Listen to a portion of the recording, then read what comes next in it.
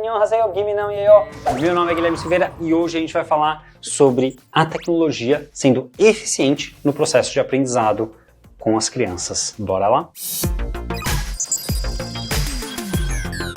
Olá, cientistas, bem-vindo ao canal mais pop que K-pop. Será que é verdade? Não faço ideia, eu faço bem ideia, né? Tecnologia é mais eficiente para o aprendizado quando? E aí vem uma frase real. Adultos e colegas interagem ou coassistem com as crianças, tá?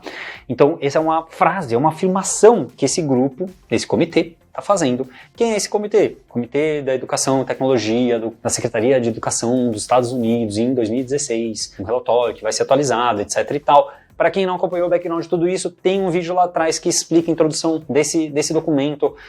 Gravei vídeos sobre os 3 primeiros princípios e agora estou gravando esse sobre o 4º princípio. E depois tem um call to action, um último vídeo dessa série. Legal? Nesse princípio aqui, a gente vai falar sobre isso. Sobre o porquê e como, né, estar engajado junto com a criança antes, durante ou depois do consumo de tecnologia, do consumo através da tecnologia, potencializa esse aprendizado. Tudo bem? É isso que a gente vai falar.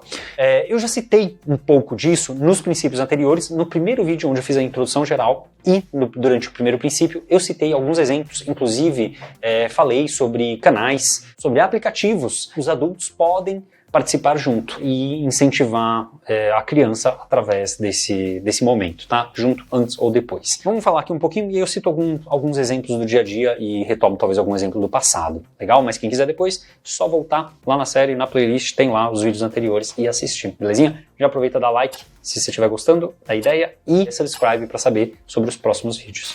Valeu? Até mais. Até mais não. Até agora. Cita primeiro uma pesquisa, tá? Tem primeiro uma pesquisa aqui que cita que o aprendizado, né, a capacidade de aprendizado da matemática, né, o aprendizado da matemática teve uma relação, tá? Encontrou uma relação entre esse aprendizado, uma associação positiva, né? Então uma relação positiva, correlação positiva provavelmente, entre o aprendizado de matemática das crianças e o engajamento em casa dessas crianças com intervenções dos seus pais, mães ou responsáveis. Seja na forma de guia de conteúdo, então eu guiar com quais conteúdos, né, através de quais conteúdos a minha criança vai se entreter, né, ou vai aprender ou alguma outra coisa, ou atividades suplementares àquilo que a criança consumiu. Então, de uma dessas duas formas, onde teve uma ajuda de pais, mães responsáveis, de uma dessas duas formas, teve uma relação positiva entre o aprendizado de matemática e o engajamento. Legal? Então, quer dizer, já dá algumas ideias aqui do que fazer, certo? E a primeira ideia é uma ideia óbvia lá de trás, que é não deixe sua criança solta no YouTube, ponto final. É isso. Não deixe no TikTok assistindo qualquer coisa e ponto final. Não deixe no Instagram rolando para baixo e ponto final. Não deixe nesses lugares. É isso. Essa é a dica inicial, ponto final. É guie. Então, quer dizer, tem aplicativos que têm versão infantil, por exemplo, YouTube Kids tem. Mas quer dizer simplesmente jogue no YouTube Kids e ponto final? Complicado. O que pode ser? De repente, se for possível, investir um tempo, meia hora, 1 hora, e crie uma playlist com conteúdo que você gostaria que sua criança assistisse e deixe ela explorar essa playlist. E essa playlist não precisa ter 10 itens, pode ter 100, né? Ou podem ser playlists que já existem que você gosta. Por exemplo, eu citei do Nato Gato, né? Tem o Arthur também, Nato Gato é N-A-T-U de natureza, gato de G-A-T-U. Né, em inglês é Nature Cat, pode ser a versão em inglês, pode ser a versão em português, pode ser não sei o que, tá? Tem Vila Sésamo, tem diversas opções de playlists já existentes no YouTube que a criança pode explorar. Aí você fala, mas daí depois quando termina ela volta e vai fazer não sei o que, não sei o que. Aí tem que ter uma certa conversa. É claro que se você educar isso cedo, né, de que olha, aqui são as opções que você vai poder, aqui são as coisas que você vai deixar, etc e tal, talvez funcione mais fácil, né, talvez seja mais fácil de manter esse caminho. Agora a criança que já está acostumada a assistir qualquer coisa, né, vai lá, qualquer sugestão, recomendação do YouTube, o YouTube não foi feito para recomendar conteúdo educativo, foi feito para recomendar o que te trava na TV. Ninguém quer ser enganado, o YouTube não quer enganar ninguém, dizendo que não, estou aqui para educar. Não é, YouTube não é para educar, não tá lá, missão do YouTube é educar. Não se preocupem, YouTube acho que não é ofendido por isso, não é a missão deles. Recomendações que aparecem lá, o objetivo não é educar, o objetivo é a gente assistir e ficar assistindo e continuar assistindo. Esse é o objetivo, né? Então, como não é Não é esse o objetivo que a gente quer ter para as nossas crianças, então que tal a gente ter essas playlists? A ideia é essa. Volta naquele ponto, tá? Fala um pouquinho mais e volta nessa questão de que, olha, tablet, smartphone permite que a criança possa ter um aprendizado individualizado ao invés do que experiências compartilhadas, né? E aí vem personalizado, uma palavra que aparece muitas vezes, né? Não tenho dúvida, as recomendações do YouTube são personalizadas. Com qual a intenção? A intenção da que a gente assista o máximo de tempo possível, porque a gente vê o máximo de propaganda possível, consome o máximo possível e todo mundo lá da outra ponta fica feliz. Personalizado não significa resultados positivos para quem está consumindo, porque lembrar que o YouTube é consumo, né? Pais, mães responsáveis que estão envolvidos ativamente no uso desses dispositivos vão ter mais benefício, vão prover mais benefício para suas crianças, entre todas as limitações de tempo, etc. Mas como eu citei, tem algumas táticas que você pode utilizar para organizar seu tempo, né? Eu citei essa uma que foi, cadê minha caneta para não esquecer, que foi essa a famosa da playlist, né? Então, ter sua playlist ou encontrar playlists. E aí fica a dica, quem quiser recomendar playlists ou canais para as crianças assistirem e explorarem. Tudo bem? Não sei se o YouTube vai permitir os links, mas você pode colocar o nome dos canais nos comentários. Fico feliz, vou assistir, vou procurar coisas à medida do possível, tá bom? E compartilhar com as outras crianças também. Eu citei nesse vídeo, nesse canal agora, algumas opções e citei também no primeiro vídeo e no segundo vídeo, no primeiro princípio. Que mais? Aí eu sublinhei quase tudo, né? 22 vezes mais então o aprendizado que a criança tem na tela digital, ela transferir isso para o mundo real é 22 vezes mais comum, né, em crianças de 15 meses, tá? Somente se a interação com a mãe foi feita de forma passo a passo, né, altamente passo a passo. Então, com muito carinho sendo dado pela mãe, uma grande resposta emocional por parte da mãe. Então, o que isso significa? Primeiro, por que mãe e não pai e não responsável, né? Porque é uma pesquisa que foi feita com mães, tá? Só para deixar isso, uma pesquisa de maternal interação com mães, tá? Com bebês de 15 meses. Então, por isso que está falando de mães, tá?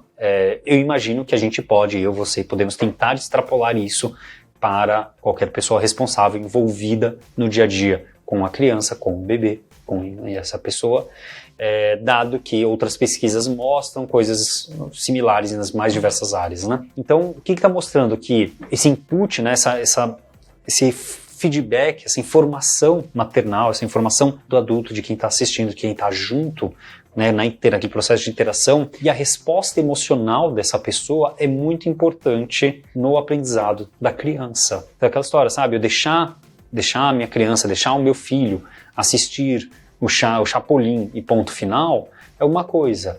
Agora, assistir o Chapolin e a gente conversar sobre aquilo é outra história, né? Assistir o Toy Story, e aí a gente vê no Toy Story aquele menino que é retratado como menino do mal, que fica arrancando pedaços de boneca, a gente fala, tá destruindo a boneca, né? Se a boneca fosse um ser humano, seria muito ruim.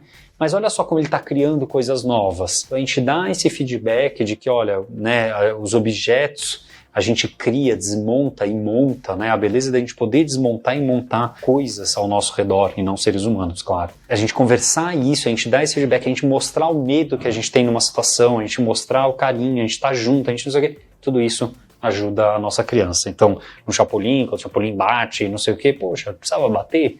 Né? Então a gente mostrar nossa opinião, dar esse input, dar essa resposta emocional. Então a criança que de repente fica com aquela ansiedade de ver que vai acontecer aquela parte ruim do filme do Carros, né? O filme do Carros. E aí a criança se esconde, né? E a gente está junto e poder, né, e saber que tem aquela parte do filme do Carros que a criança tem medo e a gente está juntos e não sei o que, e conversar antes, depois, durante, tudo isso ajuda. É isso que está dizendo. E, de novo, pode ser antes, pode ser no preparo, né? No momento de falar, olha, você quer assistir Carros hoje de novo? Beleza, vamos assistir. Lembra que tem aquela parte que o McQueen sai da pista e quase explode? Lembra que tem isso, que ele se quebra todo? Mas, poxa, ele consegue se melhorar, né? Vai lá os mecânicos, ajuda, não sei o quê. Vai lá, melhora, não sei o quê. Começa a conversar, entender? Mas e se acontecesse tal coisa? Começa a elaborar, deixar a criança pensar, fantasiar. Tá junto lá antes. Ou não, ou durante. A coisa que ela aconteceu, a gente tá lá do lado para dar apoio, para escutar, né, ver, né, tá dando apoio, ou depois, né, viu o que aconteceu, etc e tal, conversa, poxa, sei o que você tava sentindo, não sei o que, Então todas são formas da gente ter antes, durante ou depois. E vai dar exemplos aqui, tá? Então esse guia do adulto pode aumentar o uso ativo de tecnologia que é naturalmente passiva, né? Essa tecnologia, o filme, né? A fotografia, né? E mesmo muitos museus, né, são tecnologias passivas, né? Você vai no museu para ver imagens, é uma tecnologia passiva. Se você vai ver só para consumi-la, né, é passiva. O processo ativo acontece na sua cabeça à medida que você reflete sobre aquelas imagens, sobre aquelas pinturas, sobre aquele contexto. Aí você transforma aquela tecnologia que é um museu em uma tecnologia ativa. A mesma coisa do filme, a mesma coisa do seriado, seja lá o que for. Então ele dá alguns exemplos, né, que são os exemplos que eu citei, né, do antes, durante e depois. Antes da criança assistir o conteúdo, o adulto, a adulta pode conversar com a criança sobre o conteúdo e sugerir elementos e pontos para assistir ou prestar atenção ao que vai acontecer, né? Então, se por algum motivo eu vou mostrar Baby Shark pro meu filho, não vou, mas, né, nada contra quem mostrou de verdade, mas eu vou falar, nossa, presta atenção, quantas vezes será que essa música vai falar Baby Shark? Sei lá, qualquer coisa que eu quero que ele preste atenção e se desenvolva, né? Brincar com isso e explorar isso de formas diferentes, né? De formas diferentes, antes. Tá? Antes. E durante, né? Enquanto o adulto vê o conteúdo com a criança, interagir com a criança no momento, sabendo o que ela está sentindo, entendendo o que ela está sentindo, conversando e perguntando para ela o que ela está sentindo e interagir com ela. E depois que a criança vê o conteúdo, também pegar atividades que extrapolam aquele mundo daquela mídia, daquele conteúdo. Né? Então, de repente, a gente assistiu um filme a gente assistiu um documentário na Netflix, meio minuto. Tive que dar um jeito de fugir daquilo. Era um documentário sobre o mundo animal, e aí começa com um polvo grande, gigante, não sei o que. Eu falei, não, uma ideia boa, vou mostrar animais e tal, né, vai ser legal. E aí o polvo gigante é uma mãe que tem 15 mil ovos, 75 mil ovos, e não sei o que. E olha aqui que saiu do ovinho, olha o polvo minúsculozinho, olha só o filhotinho, é fêmea, não sei o que. Aí a fêmea começa a nadar, aí o narrador fala assim, essa filhote nunca mais vai ver sua mamãe. Adivinha, né, falar pra uma criança de 4 anos que a filhote polva nunca mais vai ver a mamãe dela, né? Aquele choro, né? Natural, né? Poxa, eu me sinto assim, poxa, nunca mais vai ver a mãe, né? Imagina. A gente entende que o relacionamento maternal, paternal, as estruturas que a gente cria, etc., são sociais, né? E variam muito entre espécies, entre não sei o que, muito, né? Culturas, etc. Então, a gente como adulto já sabe que isso, né, justamente não vai ter, né? Aquele é um momento de separação mesmo, né? E eles vão tocar suas vidas e bora pra frente, né? Diferente de nós, seres humanos, que temos uma estrutura de carinho e de proximidade muito diferente, né? Não estou dizendo que é melhor ou pior, estou dizendo que é muito diferente, né? Não estou querendo falar mal a polva, não acredito que ela fez isso, não é isso que eu estou falando, óbvio. Depois disso, né, e estar sensível a essa situação, claro, assim que deu, falei, não tem outro, agora é cool, sei lá, inventei motivo. E aí depois disso, eu fui para quê? Fui para um outro lado, que é a gente foi jogar xadrez em outro dia, jogar xadrez, brincar com as peças de xadrez. E aí eu falei, tá vendo? Então hoje a gente vai fazer assim, olha, essa torre aqui, ela é a polva. E aí eu coloquei um monte de peças de xadrez no tabuleiro e falei, e essa daqui é o filhotinha do polvo. Como é que a gente faz agora pro filhotinho chegar até a polva, mamãe ali? E aí ele foi explorando lá o caminho que ele foi tentando fazer, desviar das outras peças, para chegar até a polva mamãe. Quer dizer, tentando explorar uma outra mídia, né, o xadrez, como uma forma de contar a história, de retomar aquela questão de proximidade, né, de família, de carinho, contar outras formas. E não é que assim, nossa, o Guilherme é genial, ele tem cada ideia. Não é uma ideia boba, no sentido de simples, de pequena, de que eu estava no xadrez, eu pensei, eu preciso inventar alguma outra história aqui, né, para ter qualquer coisa, pra gente se divertir aqui, né, para não ser, olha, vamos aprender xadrez, a regra funciona assim, não quero ensinar, não faz sentido nenhum ensinar dessa forma nesse instante, então, não quero. Então, o que eu posso brincar aqui com ele agora? Brincar, né, o que eu posso brincar? E nesse brincar, tocar tantas questões, tocar a regra do xadrez, tocar o desvio, tocar um labirinto, tocar a lógica do labirinto, e tocar, né, de repente um outro assunto que é o assunto do carinho, da mãe, do não sei o que, etc, da proximidade, né, tantas questões. Então, e aí caiu nisso. Então, tá aberto para essas situações, para a gente, as tecnologias que a gente tem na nossa mão, e isso que é importante, as tecnologias que a gente tem na nossa mão, elas foram feitas para um propósito. O tabuleiro de xadrez foi feito para jogar xadrez, mas a gente não precisa usar elas dessa forma. A gente não precisa usar elas para aquilo que elas foram feitas. E aí a gente, no momento que a gente quebra essa regra, a gente tem esse poder de conectar todos esses assuntos. Eu acho que isso que me libera muito, me dá muita liberdade de explorar com a minha criança, junto com ela, tá? Então, conectar esse conteúdo ao mundo, cantar uma música baseada no que aprendeu, né? Inventar uma música, faço muito disso de inventar música, inventar história. Nossa, tinha uma época que era inventar história, todo banho inventava história diferente. E aí, muitas vezes, ele falava, não, conta aquela história do super-homem cientista, tem um super-homem cientista pra vocês saberem, tá? O super-homem cientista resolve os problemas através da ciência e não voa, e é isso aí, tá? Né? Tem também a Mulher Maravilha, cientista, não lembro se era a Mulher Maravilha ou se era mulher cientista, agora não lembro como eu falava, faz tempo, tá? E às vezes ele falava, eu quero aquela do super-homem cientista que fez não sei o quê. Eu falava, vixi, que história era essa? Porque sabe, você vai inventando qualquer coisa ali na hora que tenha... Você pensa, né? Um personagem que tem alguma coisa que você gostaria de conversar e algum assunto que viveu naquele dia, naquela semana que a gente viveu junto. E vai, não sei o quê, e conecta. E muitas vezes, às vezes ele fala, eu sou super-homem cientista, sabe? Ela fala assim, por quê? Porque, né, tá conectado com aquela história do medo que tinha tido atrás da árvore, não sei o quê. Enfia lá e bora pra frente. Então aqui eu tô falando desse do cantar depois, né? E pode ser logo depois, pode ser algum tempo depois. A tecnologia é mais efetiva quando usada juntos. Então, dar alguns exemplos de usos em conjunto de tecnologia, né? Aqui estão todas as tecnologias digitais, tá? Não precisa, como eu falei, o xadrez, né? Como eu falei, o museu. Engajar, então, crianças né? Assistindo um vídeo de yoga e fazendo juntos, né? Então, Baby Shark, só assistir o Baby Shark, me parece ser algo horrível. Me parece ser algo horrível. Posso estar errado. Por favor, comente aí se eu estiver errado. Agora, vamos dançar juntos a música do Baby Shark, já é outra história. Outra história, completamente diferente. Olha o papai fazendo isso daqui, né? Pagando mico ou não, não me importa se eu quero apresentar isso como mico, se eu quero apresentar isso como dança. Não sei. Então, engajar é outra história, né? Engajar, não só assistir, consumir passivamente uma música repetitiva. E eu tô pegando o Baby Shark porque foi um fenômeno da época, mas tem muitas outras músicas populares ou específicas, né? Comunicar, que é o exemplo do conversar, né, juntos. Aprender, então usar uma ferramenta de aprendizado. E criar, que é um que eu pessoalmente sou muito interessado. Como eu falei, o livro Lifelong Kindergarten vai abordar bastante isso, um livro que eu vou trazer mais pra frente aqui pra gente conversar. Como é que a gente pode proteger a privacidade e a segurança, né? Como é que a gente pode proteger e dar segurança para as crianças? E aí tem algumas leis americanas, assim como existem leis brasileiras de proteção à criança e as informações ligadas à criança, que são importantes a gente ficar atento, que né, acho que um exemplo básico muitos, acho que tem um número em algum lugar aqui, não tá, mas sei lá, 90%, é um número assim altíssimo, absurdo, talvez esteja errado, seja 40%, tá? Mas era um número assim assustador, a quantidade de crianças que tem Instagram, de crianças recém-nascidas, tá? Recém-nascidas, 1 ano, 2 anos, e que tem Instagram. E, se eu não me engano, pelas regras do Instagram, acho que você não pode fazer isso, tá?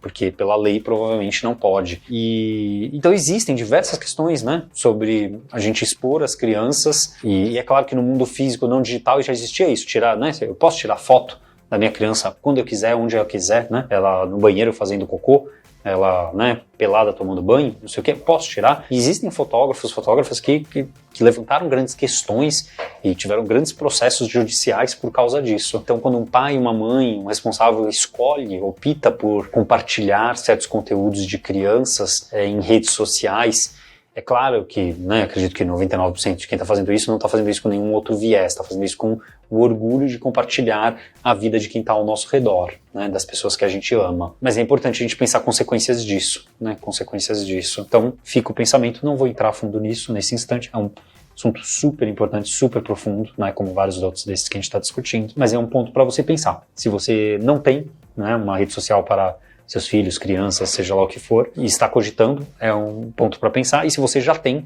é um momento de reflexão para você refletir, né, como sua criança vai se sentir no futuro, sabendo que ela teve diversos momentos da vida dela compartilhados com públicos possivelmente desconhecidos, sem ela ser consultada, né? Pode ser até que ela optasse por sim, tudo bem, mas sem ela ser consultada, dado que ela não tem idade para distinguir o que isso pode afetar na vida dela no futuro, né?